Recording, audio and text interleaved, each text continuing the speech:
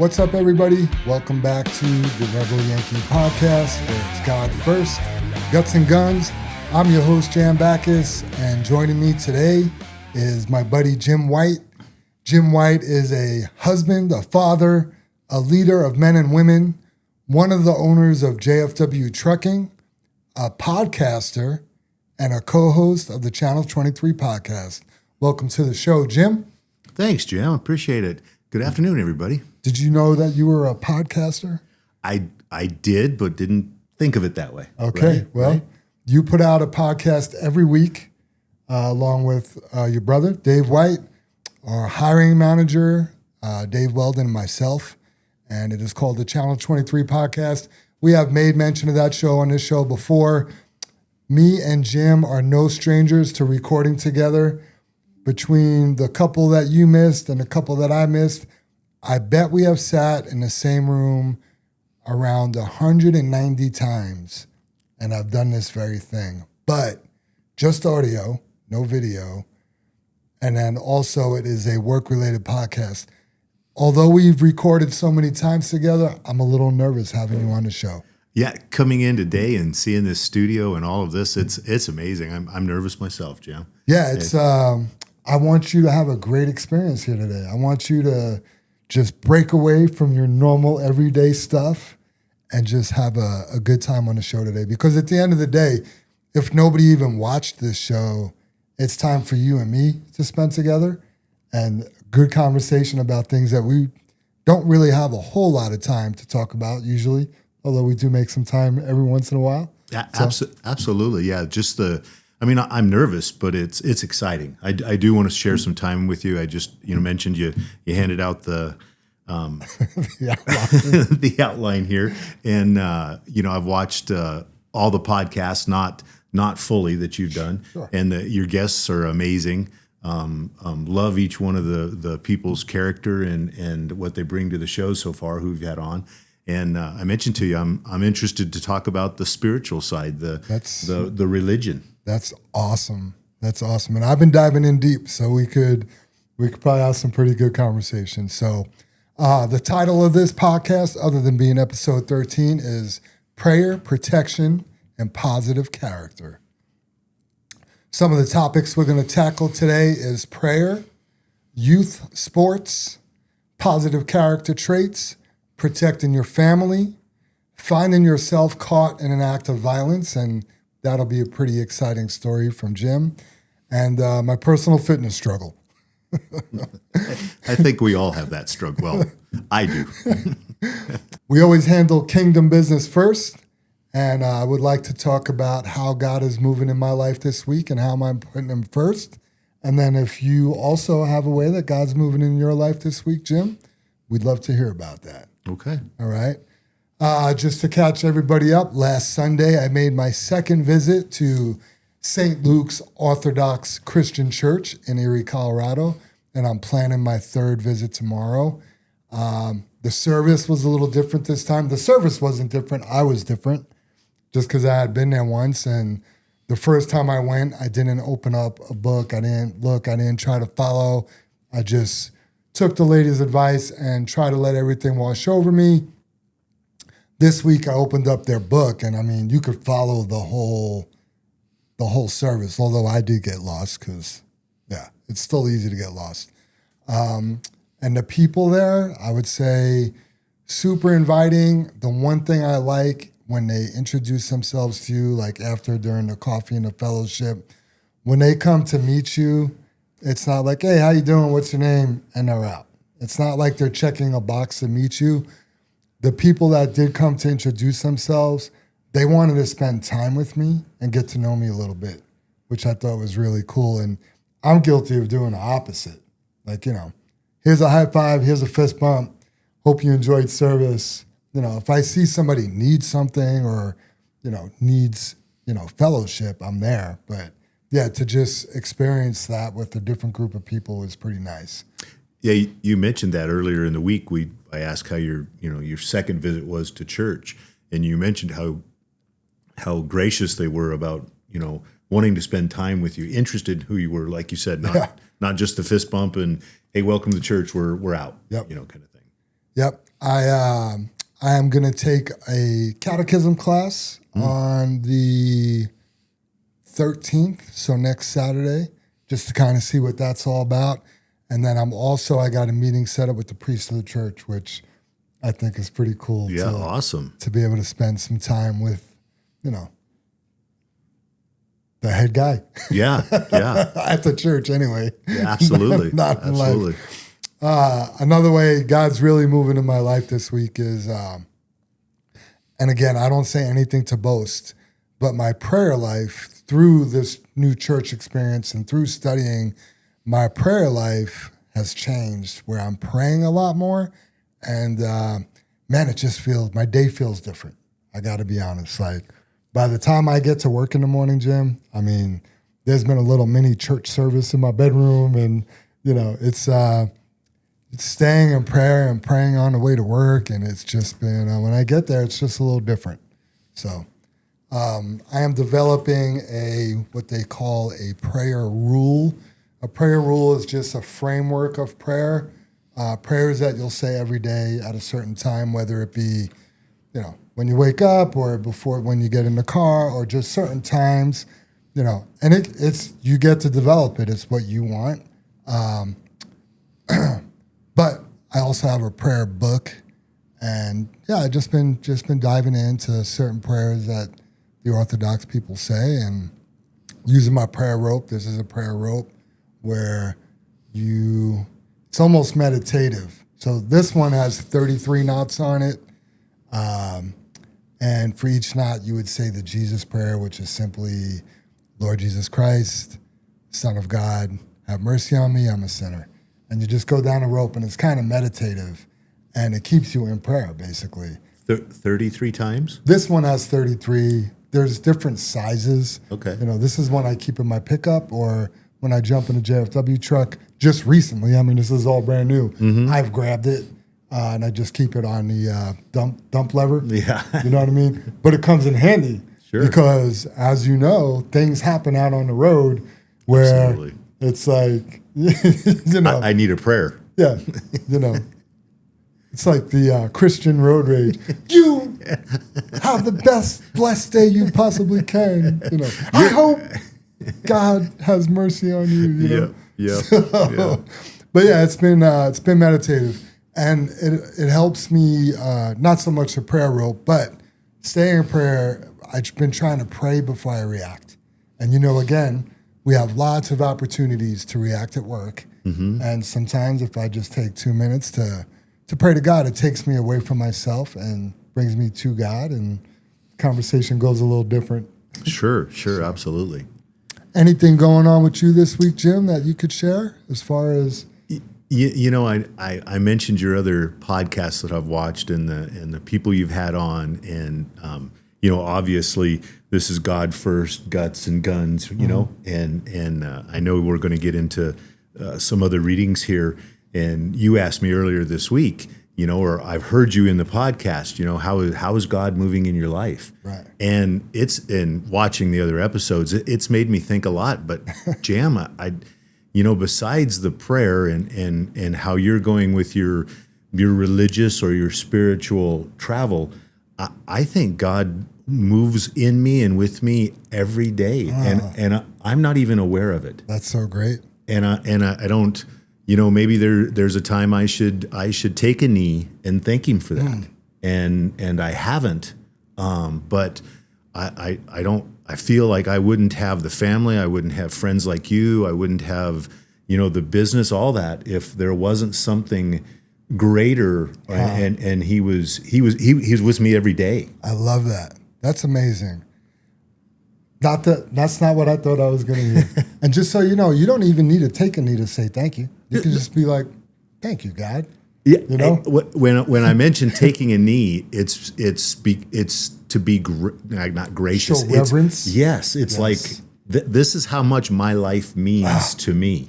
I love it. And it almost would force me to my knees. How's that? If I really dig in, Jim, if I let it flow over me. Man, this is going to be a wild ride, everybody.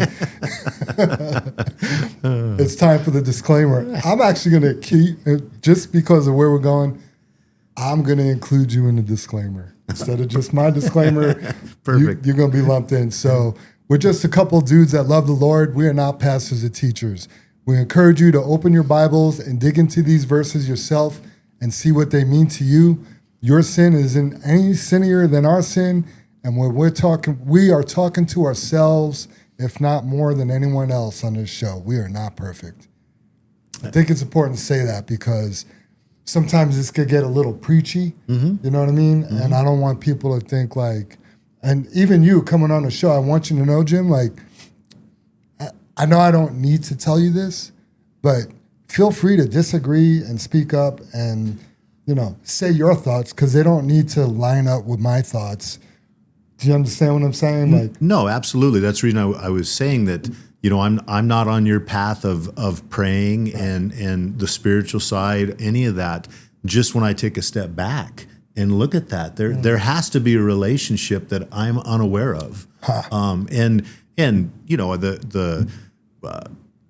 You sit church hurt. I've felt that. Okay. Oh, yeah. And you're right. I'm far from perfect. Right. I mean, that is so far. And if I can share something with somebody and share something with you, that's all this is about. Amen. I love it. All right. So I dove in this morning and I was just telling Jim at the beginning of this podcast, he asked if I'm going to read all these verses because there's a few of them. But yeah, we're going to get into this. And really, we could have probably 5 podcasts in a row about prayer. Like, I had to stop at a certain point and just tell myself, like, you'll have to dive into some of this another time. So there was a lot more that could have been said, but we're going to have to wait. All right, so let's dive in. Let's talk about, number one, the importance of prayer and the scriptures that I'm going to talk about make them important. So first one is Jeremiah 29:12. And it says, "Then you will call upon me and go pray to me, and I will listen to you." That's God talking to his people, saying, if you pray to me, I'm going to listen. And that tells me that God wants to hear from us, right? Just like you being a dad, Jim, you raised 3 great girls, and when they were little, you probably knew what they wanted, Where when they came and asked you for something, it wasn't like news to you. You already, you already kind of maybe had a hint, maybe from mom or from Holly, right? Yep. But you still wanted to hear from them and have them come to their father and ask, right? Yeah. I like that, Jim. That's a good. David Guzik, what was that? That was just a good analogy. I like that. A lot of times, I like, not just me, but I've learned to treat our relationship with God like a child and a parent, because that's really what it is. Sure, right? Sure. David Guzik comments on the scripture, this helped define the future and the hope that God had for his exiled people. Though they were not in Jerusalem and could not perform the appointed temple rituals, God will still listen when prayed. Their prayer and God's answer were part of their future and hope. So they were used to being in Jerusalem, all the rituals and stuff, and they didn't have that. And I believe they were in Egypt. They were exiled, right? But God could hear prayer anywhere. The next verse, Psalms 145:18. The Lord is near to all who call upon him, in truth. So David Guzik says, the Lord is near to all who call upon him. God's responsiveness to his praying people demonstrates his graciousness and his will to fulfill the desire and hear the cry of his people. Again, he will respond when he hears when we need. And then to all who call upon him in truth, this is a little bit of, as you call, fire and brimstone, because there is counterfeit and false sort of worshiping and the calling upon God, which is debarred from the benefit of his promise. And that was Charles Spurgeon citing Dixon. So your prayer has got to be they got to come from your heart, and they got to come from a good heart. You know, you can't fake it. Yeah, it have to be real. It has to be real. Has to be real. Yep. Yeah. God's no dummy. Yeah. The next verse, 1 Thessalonians 5:17. Pray without ceasing. So pray without stopping. Man, that's hard to do. Like, unless you're a monk in a monastery, how do you just pray without ceasing? I mean, we're back to what I was talking about, Jim, where I don't do that a lot. Right. You know, and yet am I doing it? You know, I mean, in my heart, am I doing it? When just on how I live my life, you know, because I'm not making the time. Right. But maybe, and we're about to dive into that. Man, if you could connect your heart with your brain and your mouth, man, you'd have it whooped. That sounds really easy. So the ESV Study Bible says, pray without ceasing suggests a mental attitude of prayerfulness, which is what you're talking about. Continual personal fellowship with God and a consciousness of being in his presence all day. Yep, absolutely. Good explanation. Absolutely. The Orthodox Study Bible, which is a new Bible that I just got, says the spiritual fathers of the church teach that unceasing prayer is a proper goal, for spiritual growth comes through such discipline. For centuries, Christian people have used the Jesus prayer as a way to pray unceasingly from the heart. So they just even abbreviate the Jesus prayer to, Lord Jesus Christ, have mercy on me. You know, and they'll just keep saying that and saying that. It's repetitive, but if you're not just repeating it and you're thinking about it and there's some meat in your words, that's one way to do it. But also, you know, as Guzik says, it's a mental attitude and, you know, that fellowship with God throughout the day, which is what you've been talking about. The Enduring Word says, pray without ceasing. Christians are to pray continually. We can't bow our heads, close our eyes, and fold our hands without ceasing. But those are customs of prayer, not prayer itself. Prayer is communication with God, and we could live each minute of the day in constant flowing conversation with God.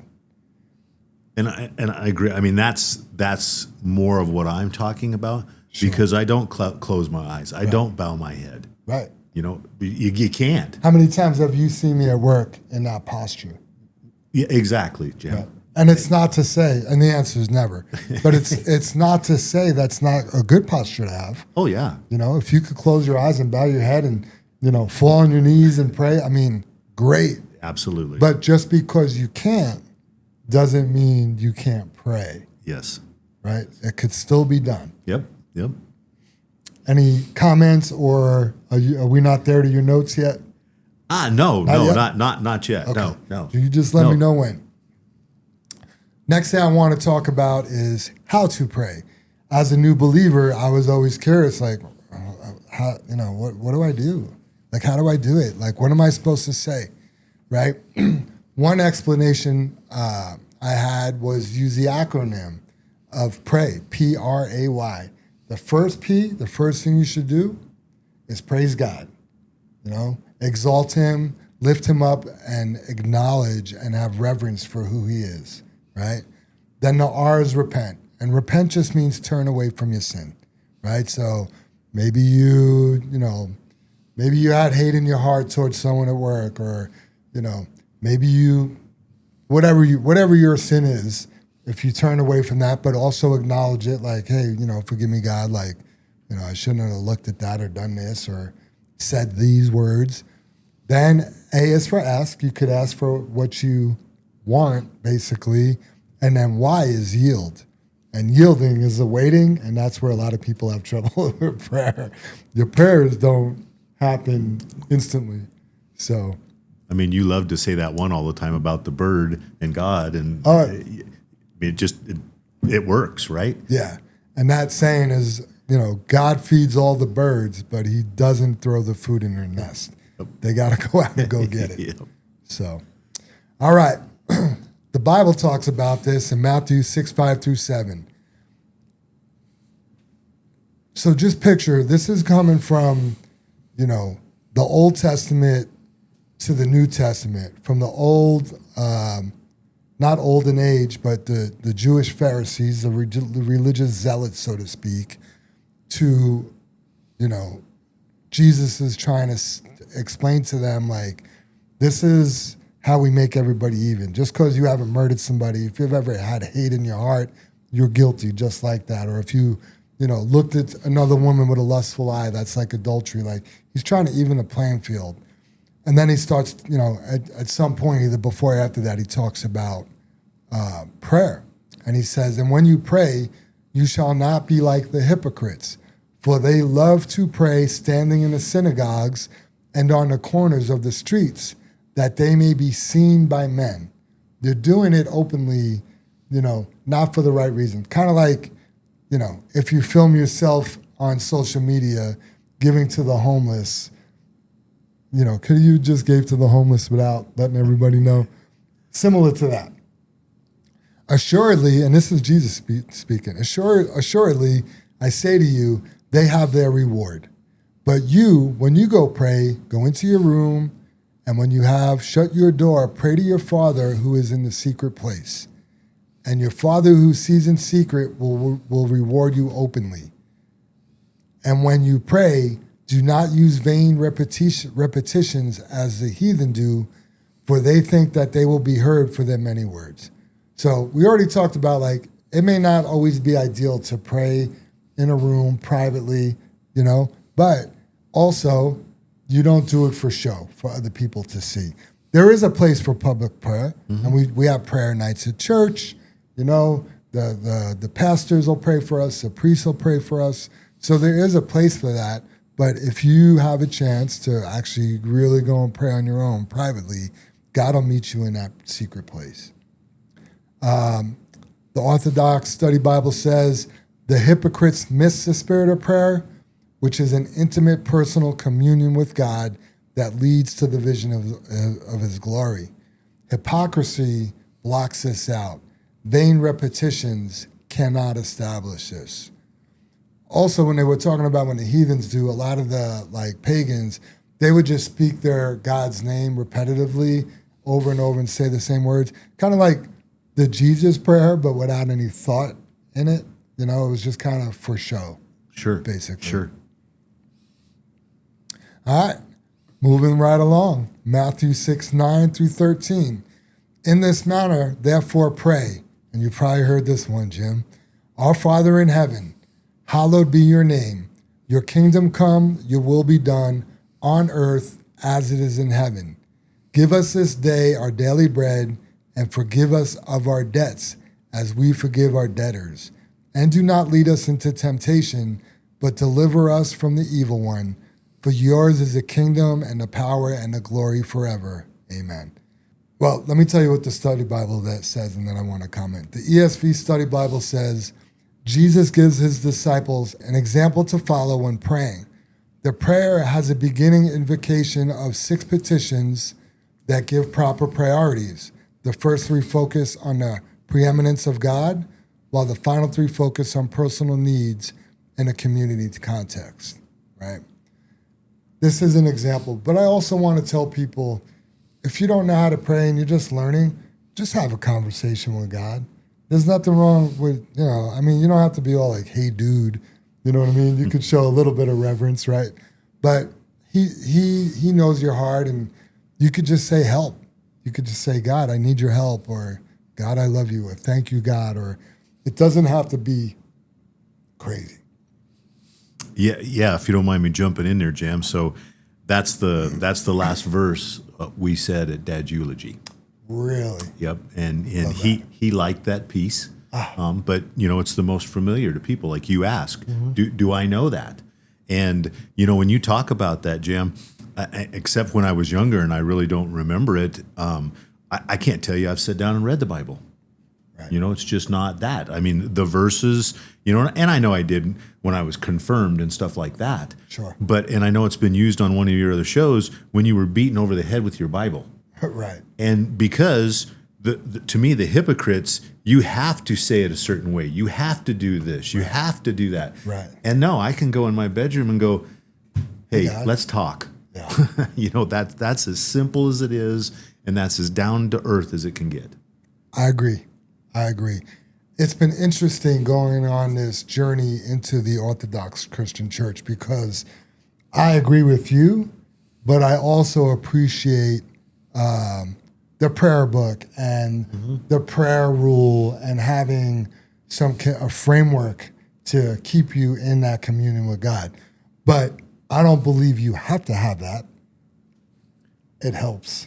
Sure, me. Sure. Yeah. And we spoke about that earlier this week, and the three things that I think of, in my situation, and like you said, I can agree with you, I can disagree with you, but we talked about religious, we talked about religion, we talked and Trevor, on one of your shows, the spiritual side of that, and I think for me, I am more spiritual. I have to go on the Trevor side, but I think you're on a journey that it's brought you a peace that all of us see, Jam, and I don't know whether you realize that or not. And I'm here. It makes it interesting. Okay, it makes being around you interesting. Okay. And that's we've talked about it before. You mentioned that, don't want to get too far off, but the person that does something different every year, figures out, and it doesn't have to be anything big. It just can be whatever, skydive, whatever it might be. This is one of my things, and I just recently talked to you, my dad's passing, doing the eulogy. That was my thing for the year. Right. Yeah. And I'm saying this too, but if sometimes you're not uncomfortable, right, you're not in touch with anything. Yeah. And I think that's not to put words in your mouth or guess, but I think you want to be uncomfortable in your faith so that it's driving you. It is driving me, and I love what you said, and I'll have to marinate on that for a while and think about that, because you always hit me with these angles where I'm like, I've never thought about it like that. Yeah, not uncomfortable, like I don't know what that would be, but uncomfortable, like I'm curious. Right. How do I do this? Absolutely. Yeah, it's just it's been a wild ride, and this really all stems back to a 12-year-old boy with my first encounter with God. You know what I mean? So it's been a wild ride. I love it. The Our Father, right? The Lord's, they call it the Lord's Prayer. There's just so much meat in there. Hallowed be your name. I mean, that means holy is your name, right? So they're already giving him that praise, right?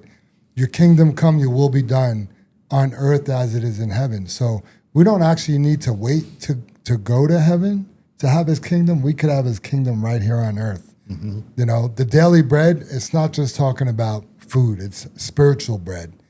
Forgive us of our debts as we forgive our debtors. That's like, listen, like, you're going to forgive us. We need to be able to forgive other people as well. Later in the Bible says, if you're not forgiving, you won't be forgiven, right? And then temptation, God will never lead us in temptation. The devil will, and he wants us to be delivered from that. So yeah, I mean, it's such a powerful prayer. If you didn't know how to pray and you did want to say one guided prayer, I mean, that's it. That's a good one anyway. It is, and there's so many little variations on the words too. Oh yeah. But no matter where I've been, it's basically the same. Yeah, the differences would be forgive us of our trespasses. Right? It just depends on the version of the Bible you're reading. And I've been migrating or being drawn into the New King James Version, which has its own problems, I understand, with some of the translation. But it's, trying to go from Aramaic or Hebrew or Greek, like I don't even know what the first language was. For some reason, I feel like Aramaic, but I know maybe the first Bible was written in Greek. So it went from Aramaic to Greek. And like I said, don't follow me anywhere. I know nothing. I am not a pastor or a teacher, but something like that. So it's been translated. It's been translated. Yes. Yep. You know. Yeah, I wanted to, Jim, and I didn't know we were going to go here. But at the internment for Dad, and this just because so much of this is just fresh in my mind, I picked, because they asked, is somebody going to say something at his graveside? And I said, sure, absolutely, I will do that. And I looked and I looked and I looked, and for the rest of my family there, I didn't want to be so spiritual, so just God, I guess. I wanted something that was simple. And I'm not explaining myself well. Not something out of the Bible, I guess. And I found this verse, and I wanted to bring it today because I read it, and I wanted to bring it today, and I couldn't get it off my phone to bring it because I wanted to read it. And when you were done with all this, and I don't have it. What is it about? Just his journey to go sit with God. That's where he was headed, being interned. And it was that, he's going from the darkness to the light. And, there was a sentence in there that was more nature driven about trees and all the stuff and the flowers, and let the rain fall on you. And, but I enjoyed it because I was trying to touch everybody there, if that makes sense. Yeah, I get that. Yeah. Absolutely. You don't want it to be, first of all, you didn't want them checking out on you. Right. Right. You wanted them to feel something in that moment. Exactly. That makes sense. All right. Moving along, we'll get into Philippians 4:6. Be anxious for nothing, but in everything by prayer and supplication with thanksgiving, let your requests be known to God. And I love this one. I just really love this verse. This could be an anchor verse for me. The enduring word says, be anxious for nothing. This is a command, not an option. Undue care is an intrusion into an arena that belongs to God alone and makes us the father of the household instead of being a child. Absolutely. But and what does the anxious part mean to you, Jim? Worry. Yeah. Putting your faith into the wrong place, putting your faith into fear, worrying about things that haven't happened yet, the what ifs. That's the anxiety to me. Yeah, the anxiousness to me when you first read that is expecting something and it's not happening fast enough. So it makes me anxious. Sure. Not necessarily a fear, but God, you got to fix this. I don't believe that's how it works. Gotcha. But in everything by prayer and supplication, Paul wrote that everything is the proper subject of prayer. There are not some areas of our lives that are of no concern to God. So everything could be prayed about. There's nothing that he won't listen to. Prayer and supplication, these two aspects of prayer are similar but distinct. Prayer is a broader word that can mean all of our communication with God, but supplication directly asks God to do something. Many of our prayers go unanswered because we don't ask God for anything. Here, God invites us simply to let your requests be made known. He wants to know. And when we say be made known, God already knows our requests before we pray them, yet he will often wait for our participation through prayer before granting us what we requested, kind of like what we were talking about Isn't earlier. that just a conversation? Yes, exactly. With thanksgiving, this guards against whining, complaining spirit before God when we let our requests be made known. We really can be anxious for nothing, pray about everything, and be thankful for anything.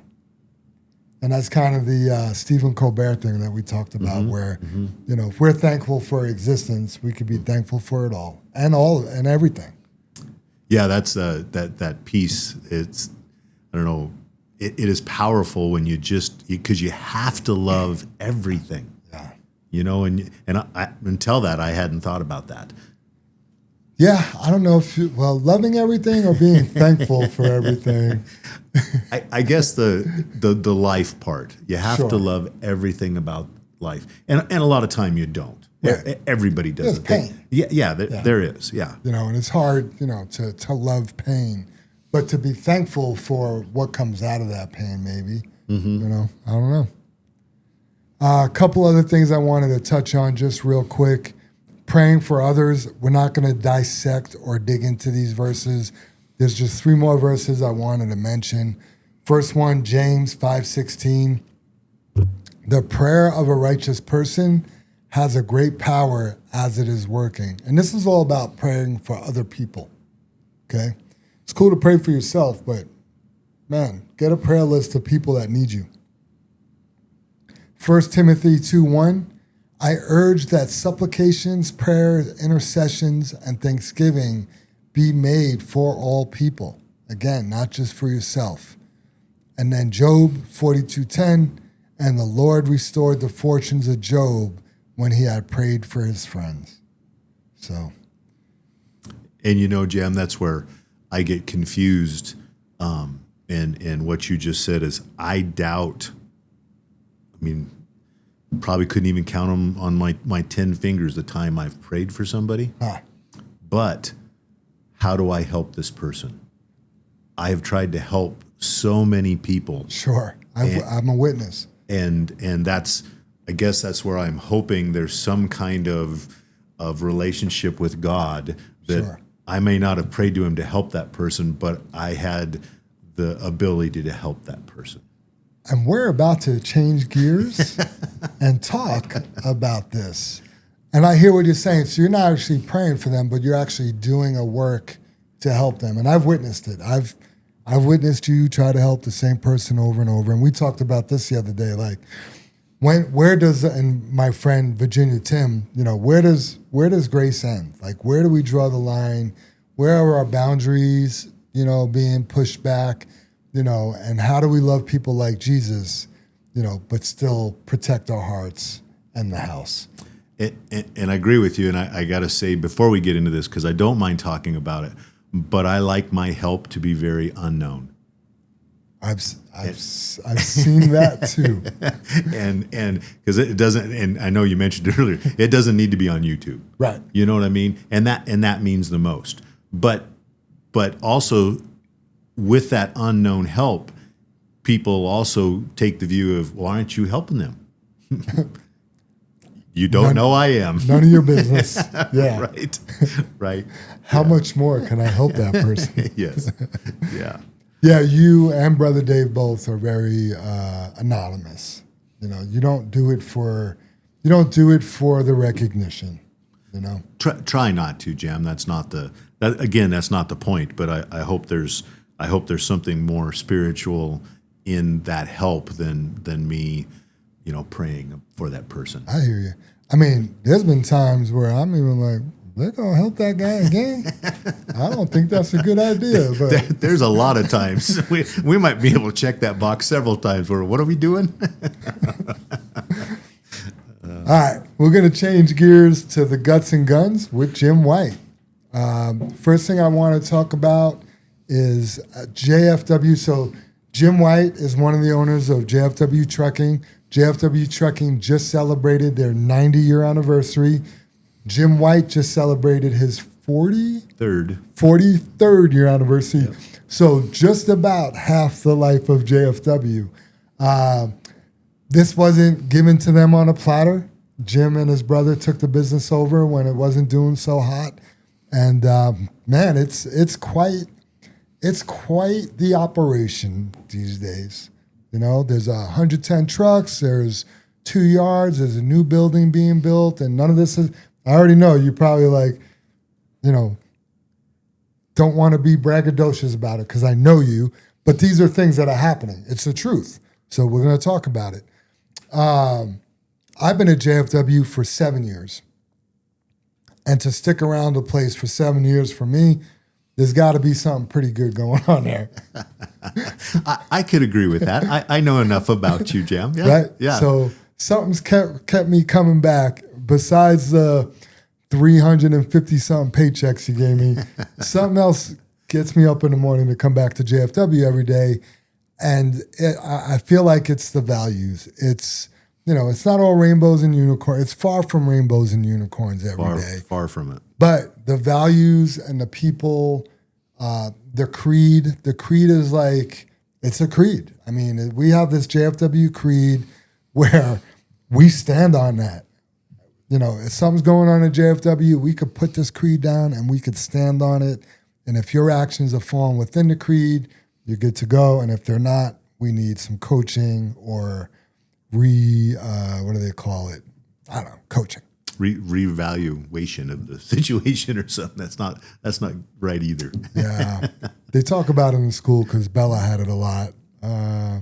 Anyway, refocus. They need a refocus. Oh, refocus. Yes.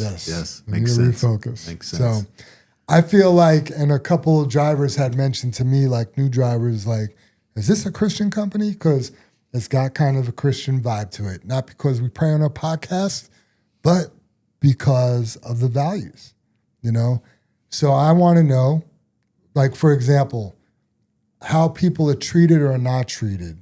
Everybody at JFW gets treated equally, right? Or accordingly, right? But even within the managers, no manager or leader gets treated better than another manager or leader. Growing up, you told me you and Dave were treated equally by your dad. Didn't matter that you were older, right? If one gets, the other gets. And JFW is very much that way. Everyone is equal. How did we get here? When I say we, it's just we because I work for JFW. How do we get to that place, Jim? Thank you, Jam, for the introduction. And I can't deny what we have and what we've built. And, if I have to say that if it wasn't for the great people we've had in and out through the years, we wouldn't be where we were at. We have to say that, or I have to say that. The equalness, my dad would, and mom, we were always equal. There's 5 years difference between me and Dave. If I got a motorcycle, he pretty soon had a motorcycle at some point. You know what I mean? It was stuff like that it just wasn't. We weren't. You go to dinner, you get the same thing. There was just no favoritism, and we've continued to try to do that in JFW, and a lot of times, just a inside note. Most people don't see that, Jam, how difficult that is inside the business to keep everybody the same. And the struggle it is like, this person is fantastic, but we have to be fair to everybody. And it's difficult to do that. Sure. But that's part of that, treating everybody the same. Everybody deserves that one chance, that first step on how are you going to be? How are you going to treat us? And if we don't treat you a certain way, why would you treat us that way? Or the customer. Or the customer or any of that, Jim. Another, sorry to cut you off, another example I could give you is, and some of the senior drivers will complain about this, but you could walk into JFW brand new, you're going to have the same opportunities of somebody that's been there for 5 years. Now, it may not be given to you your second week because we need to know that we could trust you going to certain places. Like if you can't do the job 5 miles away, we don't want to send you 105 miles away and then there's a problem out there. But it's not like these runs are reserved, during the snow season, if 5-year guy worked today and tomorrow, 5-month guy is probably going to work, Wednesday and Thursday. So that's another example of the way you've created or, the equal. Absolutely. And you've been there long enough, Jam. You're that people person. You take so much on for us as far as a buffer for me and Dave, and you do a great job handling, certain situations, but you have a basis to be able to sit there and say that right. Everybody gets treated the same. Sure. No matter what they say about dispatch, no matter what they say. And it's the same thing, when you go to help somebody, I talked about helping somebody behind the scenes. we'd like to help everybody. And that's where it really gets, you can't do that. Yeah. You can't help everybody. And that's it's more difficult than what people believe. It weighs on me heavily, and nobody sees it. It weighs on you not to be able to help them. Oh yeah. Oh yeah. There's. I mean, look now, Jam, and I don't want to get into JFW like you mentioned earlier, but we have a lot of good people leaving right now. Why? It weighs on me, right? And maybe other owners or other people it doesn't. It does me, right? Because what are we not giving them? Did we not treat them fairly? There's the question right there. Chances are they were treated fairly. I hope so. Right. Yeah. A lot of times, I mean, when somebody feels that they weren't treated fairly, I feel like they're not taking responsibility for their part of the not being treated fairly. Because like I said earlier, they get treated appropriately as well. I think that's the remark you made, the Christian background. Sure. When you live that certain life, I think it has to look Christian. It has to look spiritually based, back to the whole thing. Don't you think? I would agree with that. I like that. Yeah, I mean, I think it. I know there was that trucking company that they used to bless every one of their trucks before it went out on the road. Oh wow! And it said on the back of the truck or someplace on the truck, it had, God, what did it say? Now I'm drawing a blank. It had a verse on every truck. And it's like, this truck was blessed before it hit. Yep. Wow. Every truck, and that was a statement. Wow. And I think that's amazing. I think that's great. Yeah. Yeah. I'm making bumper stickers. Who put those on the truck? Don't know. We have an idea. Well, we've had other bumper stickers, and maybe that one would be more popular. Yeah. Oh, man. Speaking of that, I just came from not Heidi Ganal's place, but from GQ. I went to GQ. Yeah, GQ. Her husband. Yeah, yeah. When we were at Kenworth, and nobody really knew that was Heidi Ganal's husband. We mentioned that, but one of the people did bring up the bumper sticker. Oh, you had the bumper sticker on the trailer. I'm like, oh yeah, that was us. That's funny. Jim, let's talk about your childhood a little bit. I know you were very active in sports. What sports did you play? Football and track, mainly football. My dad, again, reference to my dad, little league coach. Started in little league football, and pretty soon, he's there at every practice. He's going to all the games and doing all the stuff. And next thing I know, he's coaching, and that's a little bit different. He at some point finally pulled me to the side and he goes, listen, there is no favoritisms, back to the being equal. Mm-hmm. And he said, I know on your other podcasts, the cussing, but he goes, I'm going to chew your ass probably more than everybody else. Mm. And he said, I just want you to know where I'm coming from. There you go. And that was that conversation. And sure enough, when I messed up, I'm his kid. Sure. So that's, and that was in, grade school, Jim. Okay. So played a long time, junior high and high school. What positions did you play? So when I was younger, I played fullback. Even got to a place at a certain time when the league was worried about kids being hurt, and it was my last year to play before I aged out, and they wouldn't allow people or running backs to be in the backfield over a certain weight. And I don't know, 12, 13 years old, I went on this diet. I cut weight for wrestling. You've been dieting your whole life. Right. And sure enough, I made the way in and played in the backfield and was probably about 10 pounds heavier than what I was supposed to be. But smashing people. Yep. It was fun. I enjoyed that year in Little League. Yeah, it was great. Huh. And track though, huh? Yeah, track. Yeah. It was through the shot put, discus, and ran some short distances, that kind of stuff. What distances? Short distances. 40 yards? Whatever it was back then. I don't even the 100. I mean, I think it was still a 100-yard dash or whatever in those, because I know all those have changed. Oh, really? Yeah, they've all got different. Did they change when Erica was running track? Oh yeah. So it's been changed for a while. Yeah. What did they change it to? I mean, it's like 50 meter or whatever. I don't know. I should be able to tell you as many times I've watched. Got it. Like So like the 220, 440, 880, or 800. they just made it metric. Well, yards is metric, isn't it? No, yards is, I don't know. I'm gonna sound real stupid here, so let's not talk about that.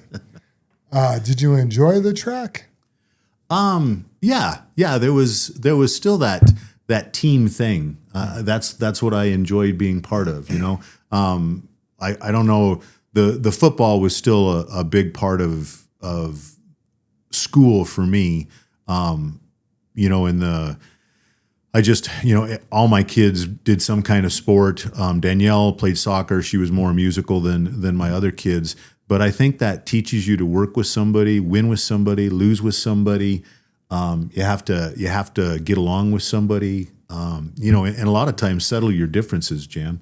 When right there on the field, that's what you got. Yeah. And I think everybody has to experience that. And I mean, you don't have to do sports. I shouldn't say everybody has to experience that, but that gives you that step. I know the big example I have about it is 16 years old, sophomore in high school, just finished football early, the first semester, get in the second semester, no sports, nothing else, and 3 Ds right off the bat. Ooh. And the car's gone. Oh yeah. So the sports helped me be involved in a lot of other stuff, including my studies besides that. So and then when you got used to having a car and then no car for another semester, you're like, okay. In fact, Dave tells that story. He goes, man, I see what happened to my older brother. He goes, that's not happening to me. I'm not going to get these. That's hilarious. Why do you think it's important for kids to be involved in youth sports and at a young age? And what age? I think as early as possible, but I think that's, there is so much that leads into that, Jam, with the coaching, the curriculum, the pressure that's put on them.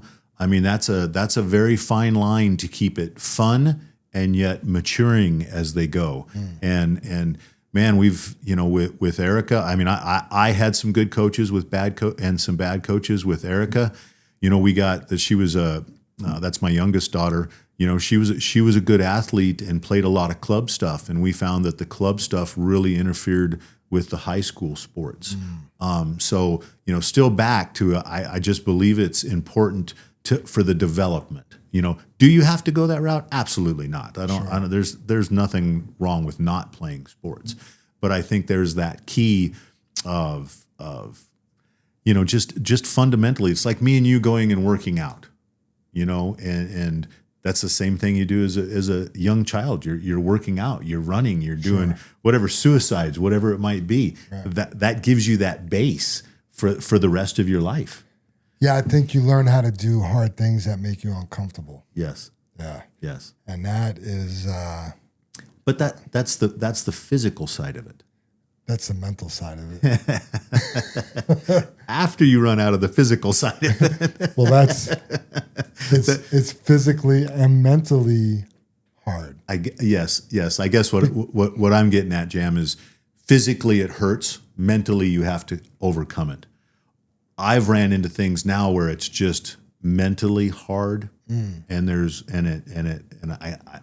I'm not overcoming it. That's a little out of the ordinary for you. That's a recent thing. Yeah, I would suppose it would be more recent, but it's still and it's probably more of an age thing. As you're not as physical, right? So you take things on mentally, I guess. I guess I'll look at Todd Zielinski for an example. There you go. Right? Todd Zielinski runs every day. He's ran for 5.5 years straight. Hates every minute of it. I think he secretly loves it, but hates every minute of it. And he does it because it helps him deal with hard things. Mm-hmm. I'm used to getting poop kicked out of me every day. Like I could deal with adversity. Todd's extraordinary, but also, and I know you remember this, and you've probably said it, and I've missed it, is when you ask Todd, "What's your hardest day today?" And, that to me, that's the thing that I think really helps him is it keeps him in focus with, I can take anything hard on. Sure. Because I put all that behind me. Yep. And that's so interesting. So maybe as far as the kids go, it teaches them to do things they don't really want to do. How about that? Exactly. Yeah, exactly. There would be. I don't want to clean my room, but yeah, you didn't want to run the 100-yard dash as fast as you could either. Yeah, and the thing is too, Jim, is when do you learn that by doing something hard and winning at it or not winning at it, being better at it or struggling through it and winning? I guess I've got to put it to winning. It teaches you an achievement. Yes. And I think that's missing, and overcoming it. It's as simple, but there's an end goal. And again, it's not all about winning, Right. It's just not. Certainly not all about losing, no. No. And I guess because I know, I've ran into some great athletes. I know great athletes you see on TV and stuff like that. And they have a winning attitude. They believe that. Right. And that is to me probably the only way to keep up that winning streak or attitude is just truly believe. I like that. Funny story. I don't know if I've told you this story, and I hope I don't mess it up too much, but my buddy Vinny, he had a daughter, he still has a daughter, Sophia. She started swimming, like Sam, right? And, he dropped her off. She had a good time. Next time, had a good time. And this is going on. She loves it. She loves it. One day, like, how was swimming? It was all right.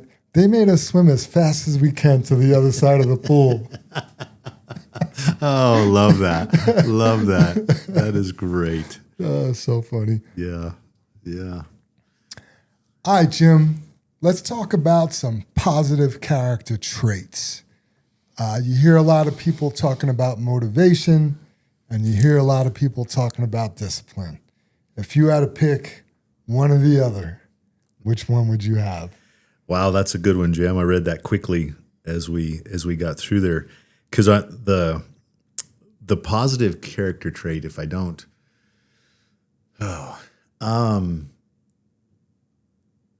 I don't ever feel that I would have to say that I'm good enough. So I don't know if that's a positive character trait, because I don't walk in any place confident. And that's what I guess the positive character trait, but I try to be positive when I'm involved in anything. So it sounds like maybe a little bit of imposter syndrome. Yeah. Yeah. But enough confidence to work through it and find out if you belong or not really care, or just make it that you're here and I belong. There's the statement there, I care. There you go. And some people, they can put that in a box, and whether they're great or not, it doesn't matter to them. It doesn't matter to them like it's they don't care.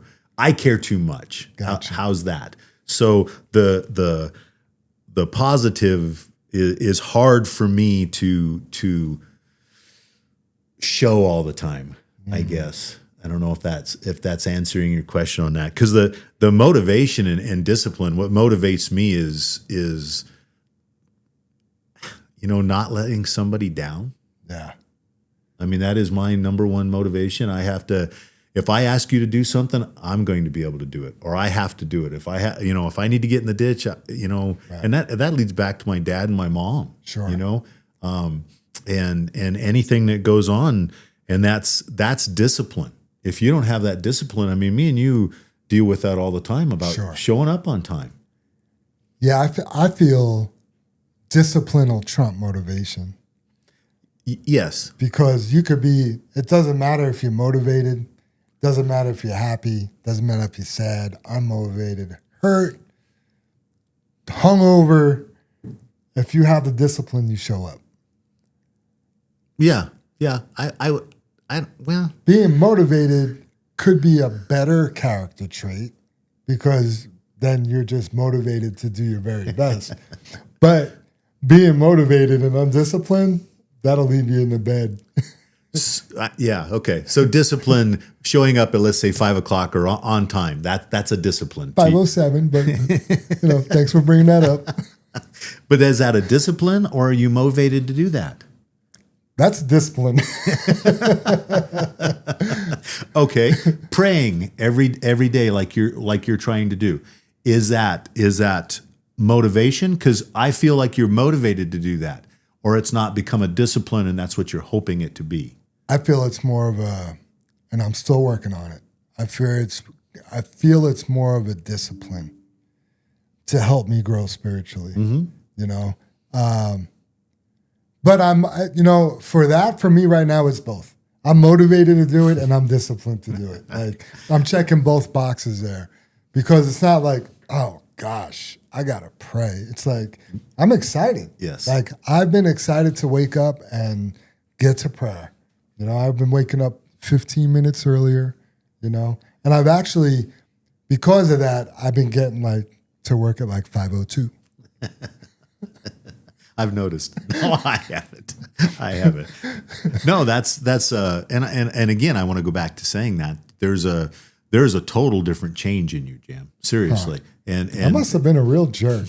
Well, you've been through some things in the last few years. We all have. Quietly. In never touched me, never touched the company, but it touched you. And you didn't burden anybody with it, right? Sure. I get that. I think that's outstanding.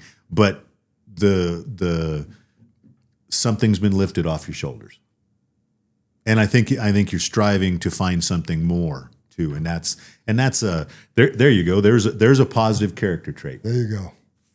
I love it. Let's talk about, because you are a protector. Right, that's just by nature. I've seen you spring into action a couple times, and being a dad of 3 girls, right? Probably went into protection mode a few times, and a beautiful wife, right? So, you have 4 girls that you've been trying to protect your whole life. Man, what is that like? That's. And I have to touch upon this, Jam, and I know you're going to ask a little bit here, but I've always had, fortunately, I've had a knack of being able to read the room. And back in 2002 at the Laughlin River Run, there was a fight between the Mongols and the Hells Angels, and there was a bar fight, and I was involved in a shooting, and we can talk about it. Somebody, passed away right in front of me, but I read that was going to happen. The fight, not the gunfire. I was like, not the dead guy. Yeah, not the dead guy. I didn't read that. So that part of seeing that, I think has served me with the girls of, no, we're not going there, or we're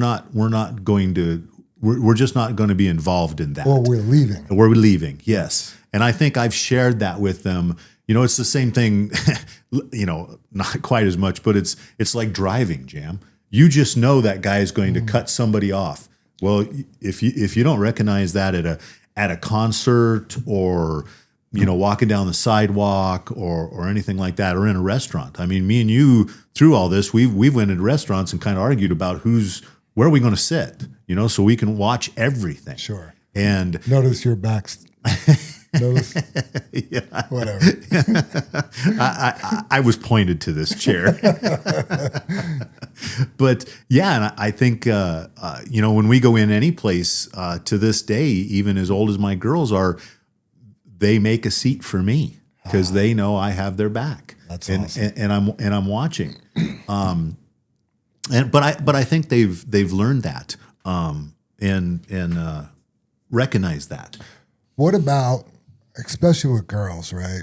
What about being that protector versus being an overprotective dad? Like because I don't feel like you've been overprotective, but I'm sure that didn't happen overnight. Like when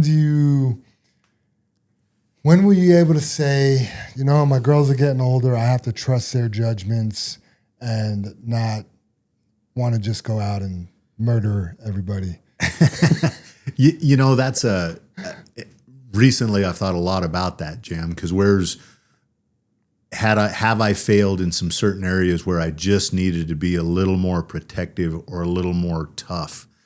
But to your question of trust, and for me, it naturally came with my girls because I see their grades, you know, how they treated Holly, how they treat me, how they treat their friends, how they, you know, handle themselves in certain situations. That trust grows because you see what kind of person they are. And that gives them the freedom, or I gave them the freedom to make their own decisions. Gotcha. And it to me, for me as a dad, it grew organically. You know, I didn't stand at the door with a shotgun going, "No, you can't date my daughter." You know, I need to trust that that's the person for you, or you want to date that person. Right. You know, are we all going to date the wrong person or whatever might happen? Sure, Jam, but I can't teach him that. Right. You know, so I would have to say organically, and then, you know, like I said, maybe I missed some steps where I needed to be a little more protective. But I think in any situation, any father's going to go, you know, maybe I should have done this. Anybody's going to go, should have done this, should have done that. And even though you think you should have done that, you don't know if you did that, what would have happened. Exactly, exactly. At the end of the day, there's free will, you know, when you were, you know, handed that freedom from your dad, you know, and you're going to do what you do. Yep. I mean, at a certain point, and I don't know what that age is, Jam, maybe you could, you know, obviously you were a kid once, that, you know, if as a parent, if you haven't affected your child by 10, 12, 13 years old and them not knowing right or wrong, we got a problem, you know? It's so tricky, Jim, because when I look at my childhood, I was raised in a good home and I was a knucklehead. You know, like I couldn't have asked. Maybe I could have asked for some things, like maybe a little bit more of a push in sports, but, you know, my parents wanted to be supportive with what things I wanted to do. If I didn't want to do it, they're not going to support me doing something I don't want to do, you know. But, yeah, I mean, I just, I wanted the streets, you know, not that I'm some thug or anything, but I wanted to be in the streets with my friends and playing and drinking and, you know, doing what we did. So it's really kind of hard to say. Like, they really did a good job loving me and supporting me and teaching me right from wrong, but I chose wrong. I've heard you say that so many times, and you just stated it, Jam, right? But the loving family, the guidance you gave you, at some point, you said, "This is not what I want anymore." And I think a lot of times with a lot of kids, or even, you know, as you get to be an adult, you never make that choice. And you made that choice. You had the background like, all right, I've partied. That's not me, right? Oh, yeah, coming out of it. Yeah, I just don't want to do that anymore, yeah. Okay, so. But it took decades.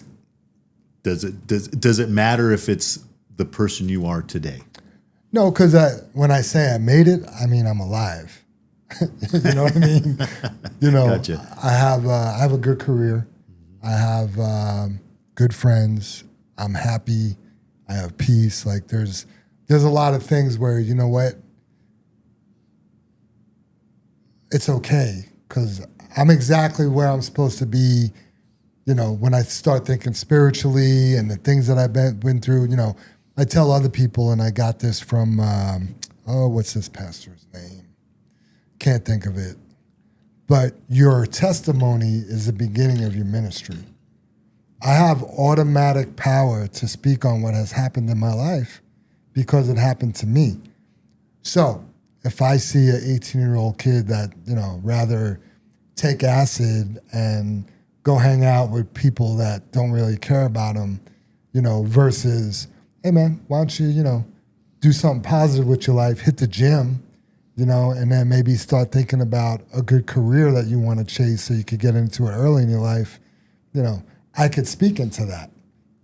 But do I look back at my life? Because, you know, I have a passion for, like, medical stuff now, you know what I mean? You know, if I could turn the clock back, would I have done something else besides getting into transportation? And this isn't a complaint about JFW by any means.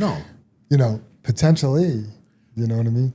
I mean, I know very few people that don't have that in the back of their mind. Sure. Man. I mean, it's like somebody picking. I mean, I had friends that knew that, let's say I want to be a CPA. They knew they wanted to be a CPA from, I don't know how young. 6 years old. Right. And that's what they are. And right. I don't think they ever look back. But, along those choices being in the family business, I want to be a truck driver. Or I want to own a business. It just kept happening, and I'm like, well, I really can't stop or go a different direction because I'm way too far down the road, right?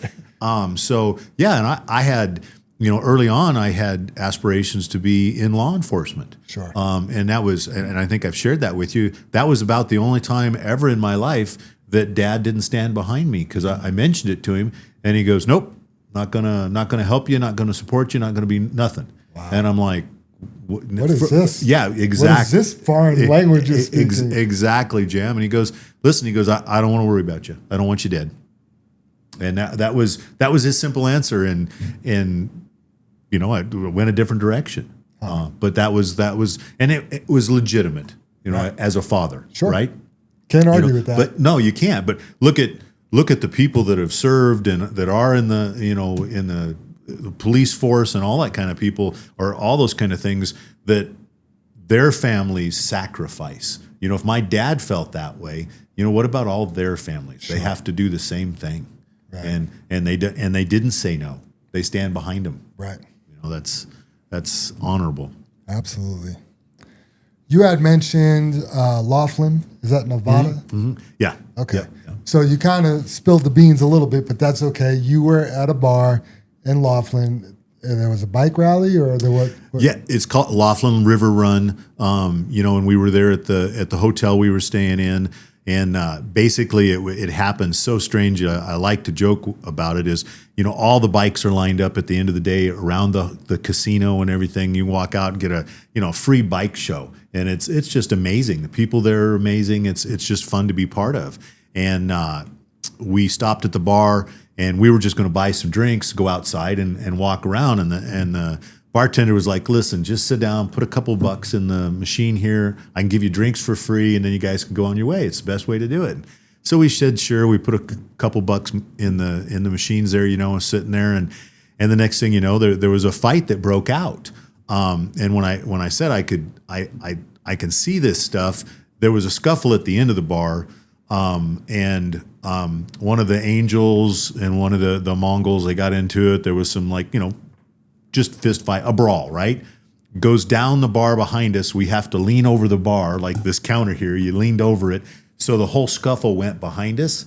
And then the next thing I know, Jam, that's when the shooting, and you're for myself, it was like, is that a gunshot? And then it was repeated, glasses breaking. The glasses were hung above the bar. It's like a movie. They're breaking. And, the buddy I was there with, we ducked down like everybody did, but we hid behind the bar stool. Bar stool, it's 4 legs. It's better than no legs. I guess, but it was like, this isn't going to do any good. But that was afterwards. Sure. We were just trying to get out of the way. And yeah, I bring that up because a lot of times the way I even kick my classes off is, okay, who here has been in a gunfight? Raise your hand. And most of the time, people are looking at me like, no. Okay, who here has actually witnessed a gunfight?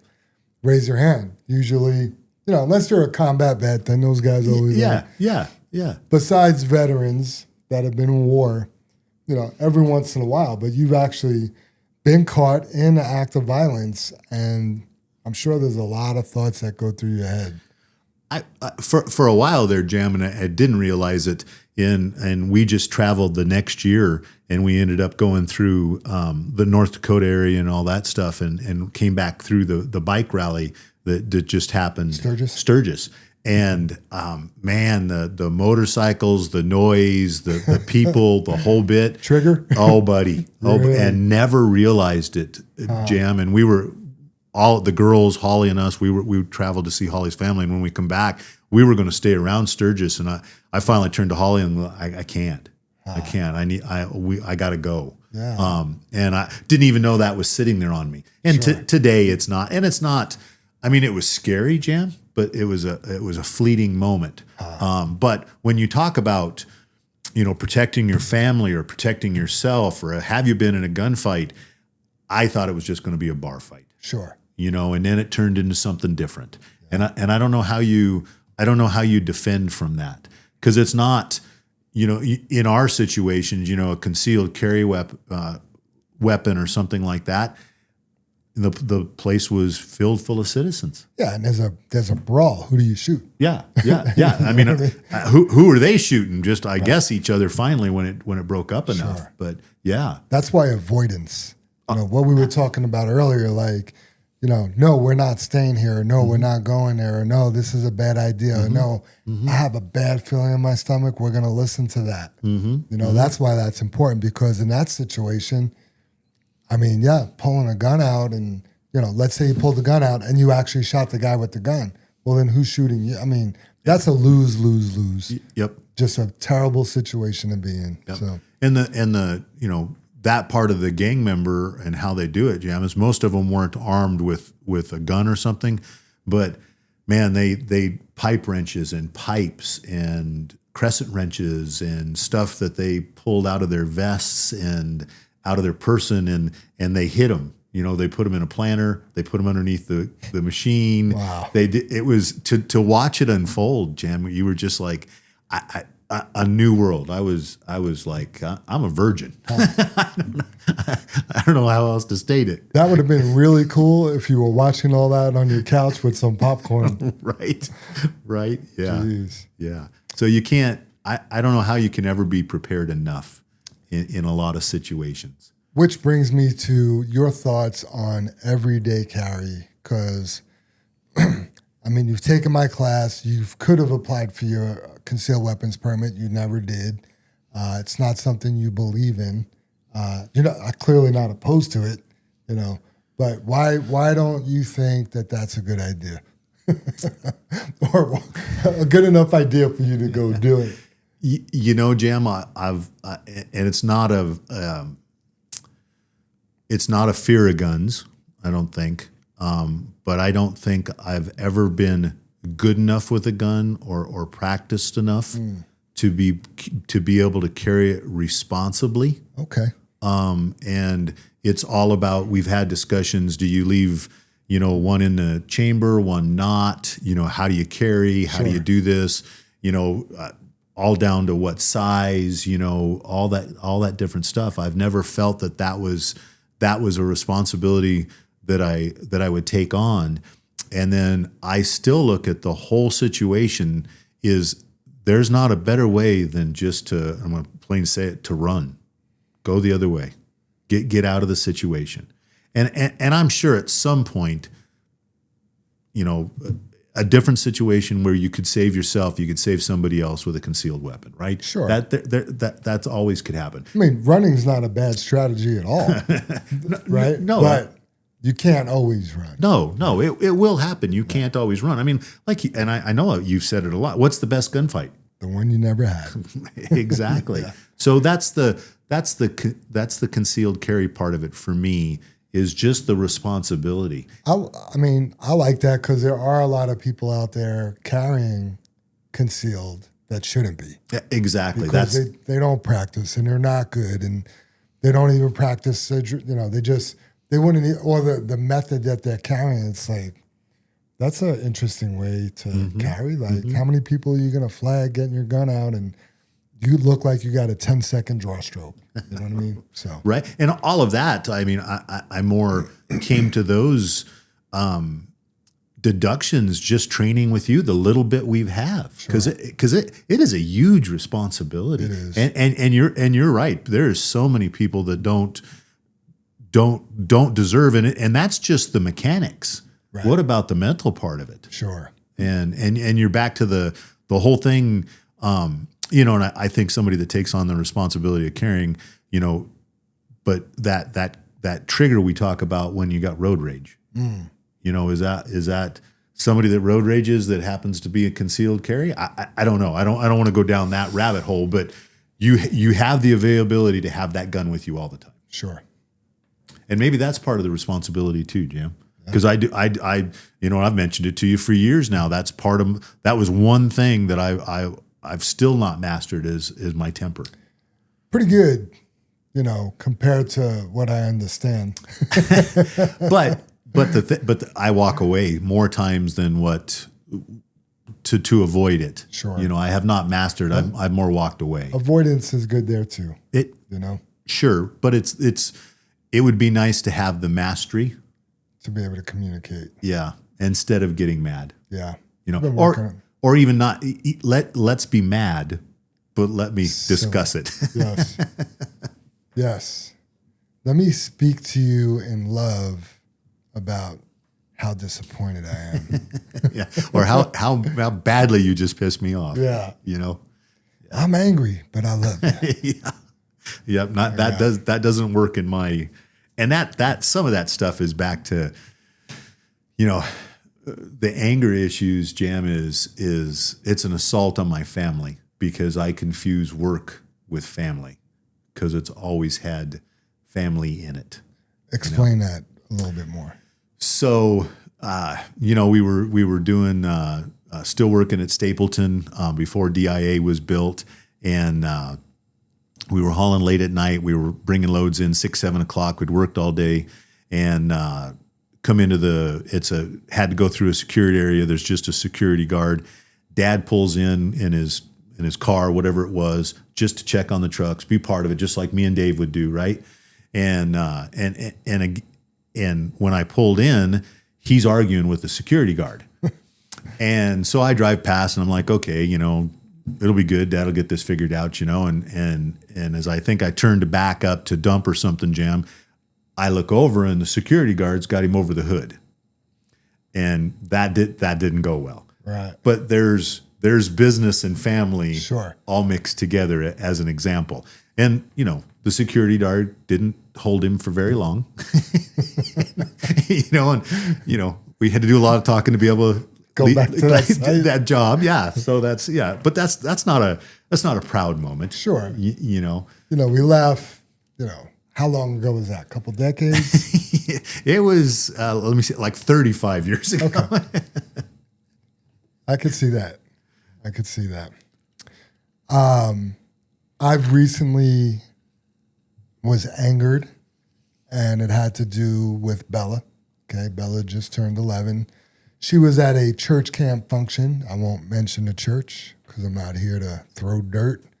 But these boys had a really bad idea to play a prank on some girls that involved ski masks and grabbing them and scaring them. And Bella was one of the girls. And I just found out about this. This happened a little while ago.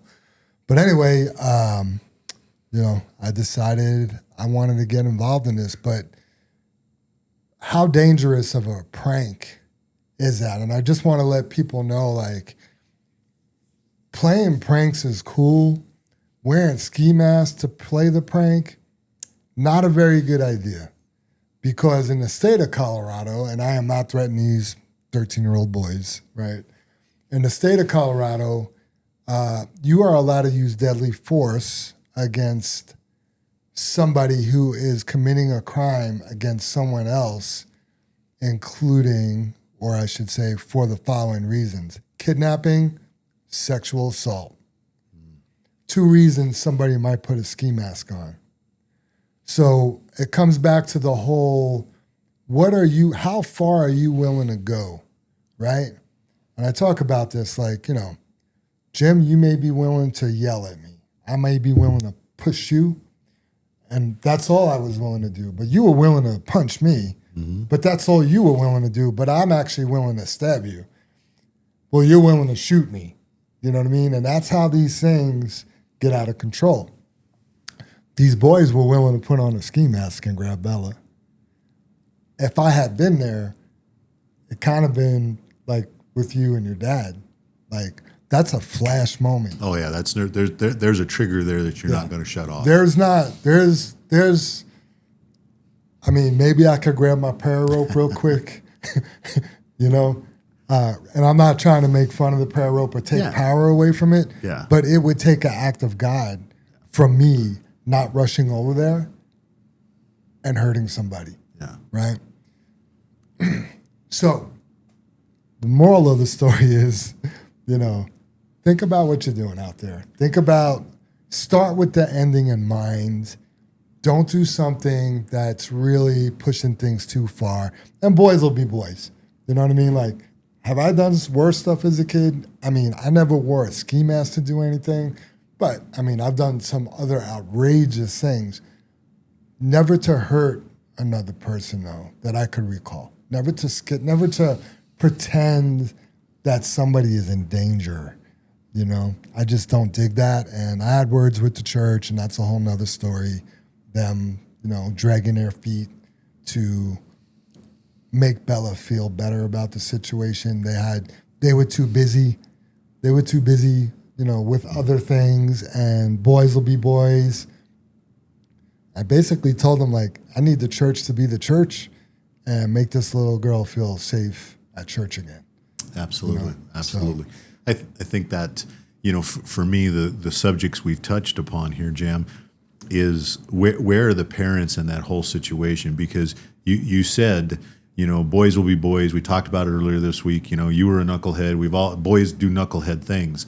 But there's a difference between being a knucklehead and wearing a mask. Yes. And where is that? Is that, you know, I don't want to get, is that in a game?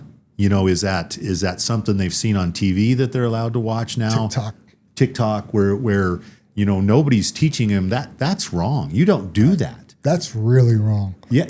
That's not funny. Yeah. It's dangerous. It's not funny. You know, the trauma that Bella could be, you know, face, you know, I just talked about, you know, going to Laughlin a year later and it bugged me. You know, what about her at 11 years old? Right. You know, and then the thing too, when you just touched upon it, at 11 years old, you know, kids with a ski mask, I bet you maybe one of the boys, you couldn't tell that they weren't an adult. Kid at 11, you're pretty big. Yeah. And when you have a ski mask on, all I see is a ski mask. Exactly. I don't see age. Yeah, anything could happen. And you know, that's still not an excuse for that happening. Yeah. So you ask about the parents, you know, ultimately, and I'm kind of limited here, you know, just there's a limitation of what I could actually do, right? Mm-hmm. But I would love to meet those boys with their dads and talk to the boys with their dads. Mm-hmm. Maybe I would have a ski mask on. I don't know. You know, right? What? Yeah,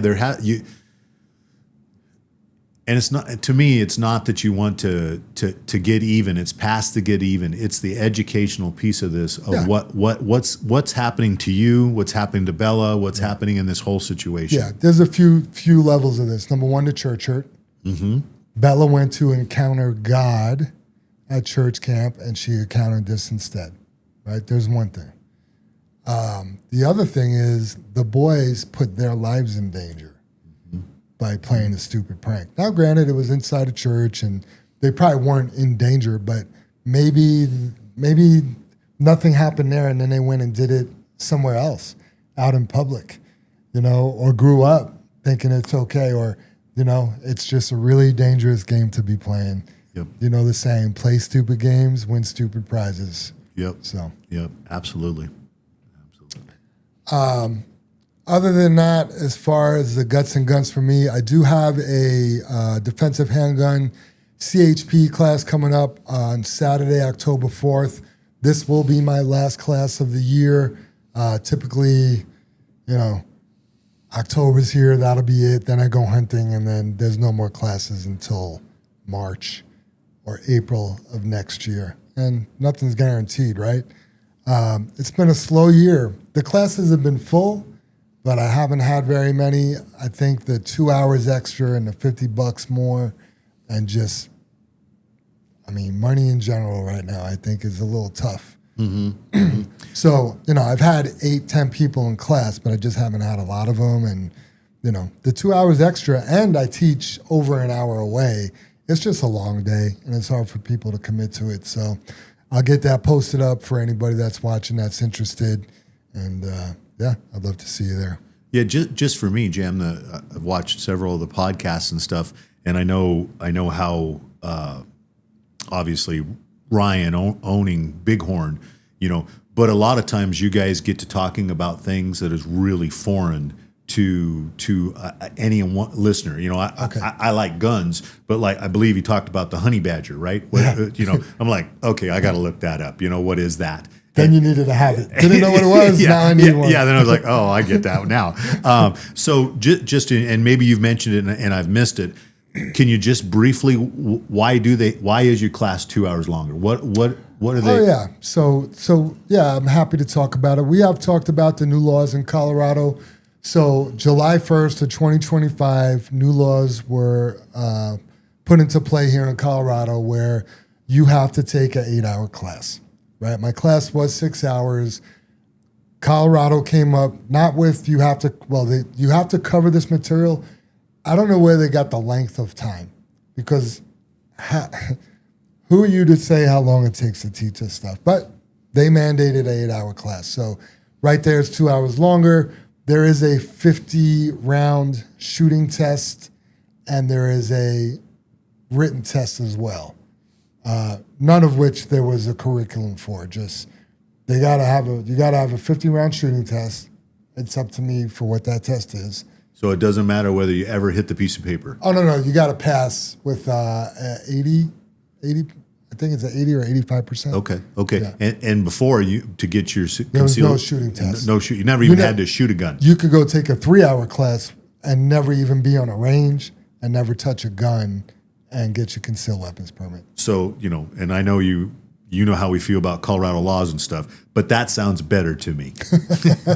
Well, to at least go shoot a gun that you can carry. This is kind of, this is grace and truth, right? It's an infringement on our Second Amendment right, but also guns are dangerous in the wrong hands. Right. And I don't mean like just with shooting somebody by accident. Yeah, absolutely. Shooting yourself by accident. Like, absolutely. Yeah, so, I mean, it is what it is. I'm not here when I say not here, we're not debating. Yeah. I'm not here to discuss whether it's right or wrong. This is the class that I teach now. It's going to be, if you want your concealed weapons permit, my class meets all the requirements to get it, right? And then the written test. They never said, they said these things do need to be covered on the written test. They didn't say how many questions it needed to be. It's very loosey-goosey because it's all new. And, I mean, it's regulated, but they didn't really have their act together with all the regulations. So, and what's like one of the questions, Jam? Or it had to be covered, but... Yeah, so one of the questions would be like, fill in the blank. Every gun is loaded. I wouldn't even know what to answer, Jam. I'll give you a couple choices. Sometimes, never, all the time. It's always loaded, yeah. Okay, gotcha. Okay. Right? Yep. Always keep your gun pointed. Down. Away from some... Yeah. In a safe, like, it's multiple choice. Gotcha, right? gotcha. Yeah. And it just covers, safe storage of firearms. Like, you should keep your guns and ammo stored, at 85 degrees.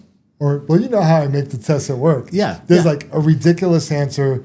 There's the answer that, it's not really right. And then there's the dead giveaway. Gotcha. You know what I mean? Gotcha. So, yeah. It's, I'm not there to fail people. I'm there to help people pass. And where I was leading to also, Jam, is because I have taken your class. I took the other class before all these changes. Sure. And just for anybody listening, and I know Jam just said he was going to try to do this last class. He does an amazing job, you guys. When I talk about, not feeling safe carrying a concealed weapon on that point, I had all the knowledge I needed leaving your class. Oh. And I appreciate that. And I think all your students that have taken your class appreciate that. Because you get familiar with it. You don't leave there scared or not appreciating. And you do appreciate when you get done shooting, you see the damage that the gun can do. Oh yeah. And you have a respect. Yeah, my whole goal of these classes, besides giving you a certificate to go apply for your permit, is to make you better than when you showed up, to make sure you're safe, and for you to enjoy the day. You know, that's my goal. If you enjoyed the day, you were safe, and you were able to get to apply for your permit, and you're a better advocate for the EDC community, the everyday carry community, then my goal has been accomplished. Yeah, and is there any age limit on it, Jim? Has any said anything? To apply for your permit, you have to be 21. But to take your class, Jim? Because I know... I would say, I had Bella in class with the adults. She was 10. But Bella's a little different because she grew up with guns from 4 years old. You know, she worked with me privately lots of times. So she was a little bit ahead of the curve. I would say if your child is coordinated enough to be safe and manipulate the gun, you know, so it's really a case-by-case basis. But I would say 12 years old is probably a good age to think about, you know. Yeah, that's what I was. Rob's daughter took it when we took it with you guys. Oh, yeah. But I don't remember her age. But she was really good. Was she 13? Yeah, she was pretty young. But that's what I was gonna when you talk about. Again, we've covered sports, and we've covered protecting your family, and we've talked about all this, and wearing a ski mask. And where are the parents in this? I would suggest if you have a young child, I would almost go 10 years and up. Take Jam's class. Yeah, because that's all of having more knowledge and a respect for things that kill. Absolutely. Basically. Yeah, Bella, she could outshoot most adults that I know. Mm-hmm. Just from, and it's so funny because it's like, anything else that a kid grew up with, it's not that exciting to them. Like, Yeah. I mean, is it fun? Yeah. Does Yeah. she feel good when she was hitting bullseyes? Yeah. Would you rather go shoot guns or go to a trampoline place? I don't know. She wouldn't pick the, Sure. I remember one day, we were all at the range and, it wasn't Bella's turn. So she's playing in the dirt, it's like, she's still a kid, Yeah. It was. Yeah. But I think that's the, with all kids, but it's the base. Yeah. It's the base that And you gave her. The other thing I will say about kids and guns is if you expose them to guns at an early age, they're not curious about them in a dangerous way. Where if your child's never seen a gun or was never allowed to be around guns and they get around the gun, they're probably going to want to pick it up and play with it and look down the barrel or do something weird, where it puts their lives in danger versus a kid that has been around guns, understands what they do, know what side is the business end of the gun, know to keep your finger out of the trigger, know to keep the gun pointed in a safe direction. All the things that make a gun safe, that child will be better off around firearms than the one that wasn't. Yeah. It's just, oh, that's a gun. I know what I'm supposed to do. I'm supposed to go get an adult. There's no adult. Some kids want to pick the gun up. No, don't pick it up. And maybe they can make the weapon safe or, it's just a lot of different situations. But yeah, I think that's when we've talking a lot about God and we're talking about guns, but I think you have to mention that with the kids. Yeah. That's a safety thing, and that's what you hear about the accidents happening or that stuff like that. But exactly what you said, we always had guns around the house, right? But you just didn't touch them. You just didn't touch them, and it wasn't wasn't like you wouldn't get in trouble or there's something about it. You just didn't touch them. I don't know where I got that feeling was you don't mess with those. I know where you got the feeling. Maybe it was that butt Son, you see that? Yeah. Don't touch it. It was the butt whooping. So, yeah. Last thing I want to touch on today before we get to our final thoughts is fitness. And Jim, this is not a complaint about JFW. We are just in a little bit different time at work. My fitness schedule has still been derailed. I'm getting into the gym about once a week, twice a week if I'm lucky. And I'm starting to be able to tell. And again, this isn't like a complaint. This isn't me coming to you saying, hey, I got to get to the gym. Things are a little different right now, and that means I'm out trucking quite a bit being out trucking is not the same as being in the gym. So no, it's not, Jam. And that's one of those things that, have always weighed on me over the years is, you try to fit your work and your family in and all that kind of stuff. And I've always been able to fit my work in, but my personal health suffers for that. Sure. Because you make that sacrifices, and those have been my choices. And I see that with all of you guys. You missing your workouts. Scooby. He didn't want to drive, right? But man, are we in a weird space at work? And having my I don't know where you were going with all that, but having my knee surgery and stuff, I was after a different outcome so far. But I guess I'm just not a patient person when it comes to that. Have you been praying on it? I need to start, buddy. I need all the help. I mean, really do, because it's a me problem, right? not anything else. So yeah, I think it's that part of fitness is so important. Sure. Yeah, and you and Dave have been so gracious as far as, just so everybody knows, we have a 13-hour day at JFW. The managers do, right? We're there at 5, we leave at 6. 5:07, whatever. I'm the only manager that leaves on personal business almost on a daily basis, right? To go to the gym. Mm-hmm. That's important to me. Mm-hmm. It costs me money to go do it, you know what I mean? But hey, to me, it's that important. Right now, we're just in a season where we don't let trucks sit, and it doesn't matter. Everyone gets treated equally. If a truck's sitting, we're going trucking. Mm-hmm. And the trucking part, I gotta say, the actual trucking part, besides the reasons why I don't want to be in a truck, right? Because I have other things to do, because my job's still waiting when I get back. Mainly because I can't go to the gym, right? The actual trucking part's pretty damn cool. Mm-hmm. Mm-hmm. I get to listen to podcasts. I get to listen to music. I get to talk to people I haven't talked to. I get to still be able to, truck driving's fun. Well, our truck driving's fun. It's fun. Picking up gravel, go dumping it, making roundy rounds, talking smack on the CB to other drivers. Other drivers not knowing that I'm out there in them lanes and doing silly things in front of me. That's been pretty interesting. Yep. But yeah, the trucking part is fine. So it's definitely not a complaint, but that's just where, we talk about fitness all the time in the show. That's where I'm at. Me and Oz did meet this morning, 6 a.m. at the gym.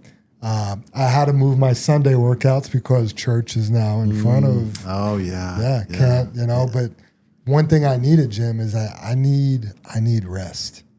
And I wasn't even resting on the weekends. And everything was a rush. And now that I've started going to St. Luke's, they only have one service. It's not like I go pick another one. I'm not serving up there. So, yeah, but I didn't want to be at the gym at 6 on a Sunday, rush to get ready to run up to the church. You know what I mean? Sure. I wanted my morning to be more God-filled. Sure. And it is. Mm-hmm. So now it's like Sundays at 1 o'clock if I can, So yeah, it's just a season like any other season. The season's going to change. Before you know it, I'll be back on my workout schedule. But right now, I gotta get what I can. It's kind of like praying, right? Yeah, can we fold our hands, bow our heads, and close our eyes every time? No. But can you do something? Yes. And honestly, I could probably get home and do air squats and push-ups and, maybe I need to dig into that a little bit more. Yeah, you can't go to the gym, but you certainly have 20 minutes to do push-ups, sit-ups, and air squats. We got it. Yeah. What you fit in and what you sacrifice and what you work through, and we've talked about it several times. You push one lever, the other one gets pulled. The other one gets pulled. And your journey with the new church. Now you pulled that lever, and there's something else that changed. The things going on at work. We're missing that workout and stuff. And I truly believe in the health of. And that's an area with what we do in truck drivers that there's not much help out there for, right, as far as working out, taking care of yourself, and I think the whole high blood pressure, the overweight, the sleep apnea, diabetes, some of the heart conditions going on, stuff like that. That's all because we're really sedentary in our seats, Sure, and our choices of food out there, and all that kind of stuff. That would be so amazing to change some of that stuff. And then, for myself, I really believe in, back to, as we've discussed things, and you said it this last week. I lost my mom 2 years ago, also along with Dad recently, and Mom passed away from Alzheimer's, and that is just that is one nasty dignity stealing disease. But there's so much research out on there about staying active and working out and doing all that stuff that I feel that's so important. Yeah. And yet I give it up. I'll pull that lever and I'll give my fitness up. Yeah. And that's tough. Sure is. You have any final thoughts or any notes that we should go over? Yeah.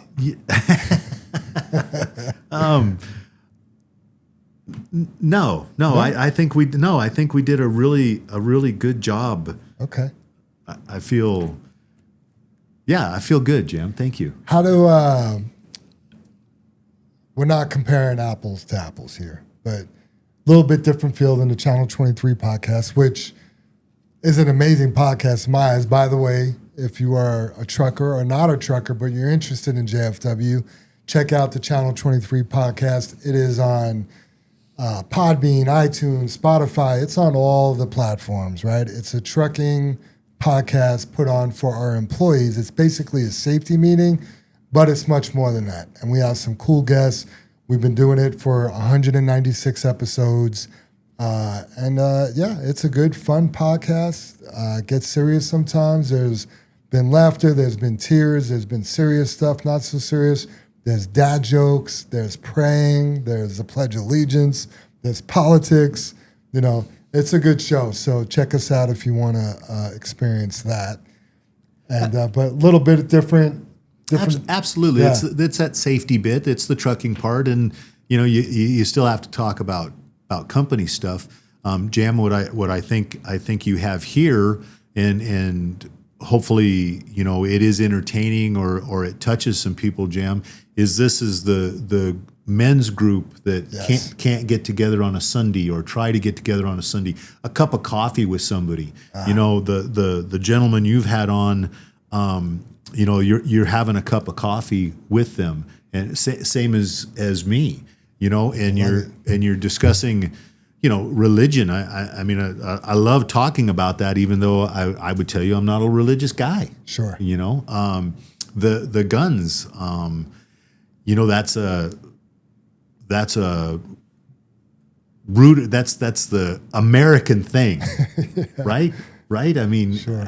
You without it, we can't defend our country, we can't defend each other. And America is an amazing place. Yes. And we've been blessed to be able to have our freedoms. Yes. And that's one of them, Jim. Absolutely. And I don't want ever to lose that. I think there's, like everything, probably needs some rules because there's not some good people out there. But sure. When it encroaches on the good people, it's tough. Yeah, definitely don't want to get into the politics of that, but right. the rules don't keep the guns out of the not so good people's hands. So. Absolutely not. That's a no-brainer there, yeah. Right? For us, it is. Yeah, common sense. But yeah, so I just I want to thank you, Jim, for inviting me and letting me be part of this and have my opinion. And the years we've worked together, I'm blessed, both me and Dave, to have you there. And so you've touched a lot of people. You have to know that. And I think that's important, and I want you to continue on your journey that you're on. I think you can gain something for yourself and share it with others. Absolutely. I know Trevor mentioned that he really liked you because not liked you. I don't think he mentioned it that way. He said love. But. Okay, that he loved you because you have something that you're not trying to drag everybody else into, but there's an attraction there, and I think that's my interpretation of what he said. So, and I think if we can, you not me, but this episode, but I think if we can share with somebody and get them to think about the Lord, get them to think about how they're handling their gun, how they're dealing with their kids. Yeah. This is the stuff in our podcast with JFW that we can't touch on enough. Sure. And you've taken this. I enjoyed Justin because he just had a little girl a while ago, right? She's 2 or 3 or whatever. Three. Talking about gun safety, and his wife, nothing to do with guns, right? And, there's, what does he do with that? And he's a military guy. Right. I mean, he's always around guns. Sure. And probably the comfort he feels with them compared to his wife, and then trying to teach his little girl. Sure. And if there's somebody else in that situation, Jim, I think that's amazing that you can share that. So. Well, I appreciate you coming on, Jim. The support that you showed is amazing. Thank you so much. It was definitely fun for me to have you on, for us to break away from the normal outline and just talk about some other stuff. But I absolutely love, doing the JFW thing as well. So thank you. Yeah. I think you were a great guest. You're welcome back anytime. Oh, thanks. So, if there comes a time and I haven't invited you back yet, and you just say, hey, when's your next opening? Probably be this Saturday. Here's how this goes. Hey, you want to come on my podcast? Yeah. When? This Saturday. That's how it went. You're right. That's how it usually goes. So my final thoughts about today's episode. God calls us to pray without ceasing, not as a ritual, but as an ongoing relationship. He wants us to praise him, repent, ask, and yield. He wants us to pray for our families, our communities, and even those who have wronged us. The truth is, protecting your family isn't just about defense. It's about leading them in prayer, in character, and in discipline. And when life derails your fitness, your focus, or your peace, prayer is what brings you back on track. Stay vigilant, stay prayerful, and remember, it's God first, let's him then.